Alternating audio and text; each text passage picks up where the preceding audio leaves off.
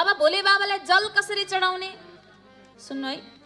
भोले बाबालाई जल चढाउने त कहिल्यै पनि कुनै पनि मन्दिर शङ्करजीको मन्दिरमा जाने अनि गएर त्यहीँको धारा खोलेर जल चढायो भने त्यति फल प्राप्त हुँदैन रे।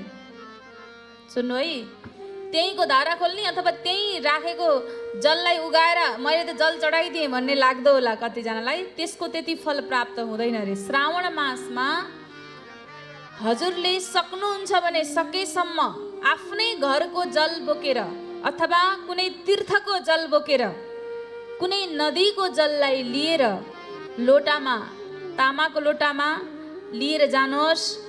लिएर जानुहुन्छ, अब त्यो पनि भएन भगवान शङ्करजीलाई त यो लोटा त्यो लोटा भन्ने छैन, बस लिएर जानुहोस् जल। त्यसपछि लगेर भगवान शङ्करजीलाई खाली खुट्टा सक्नुहुन्छ भने पैदल हिँडेर गएर भोले बाबालाई अर्पित गरिदिनुहोस्। अझ सबैभन्दा प्रिय बिहानको ब्रह्म मुहुर्तको समयमा भनिएको छ। ब्रह्म मुहुर्त भनेको कति बेला हजुर? बिहानको 4 देखि 6 बजेको भित्रलाई ब्रह्म मुहुर्त भन्छ।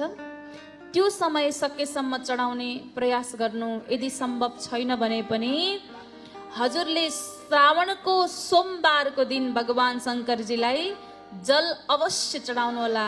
सकिन्छ मन्दिर देवालय तीर्थमा गएर चढाउनु, त्यो सम्भव छैन भने घरमै भएको शिवलिङ्गमा भए पनि चढाउनु।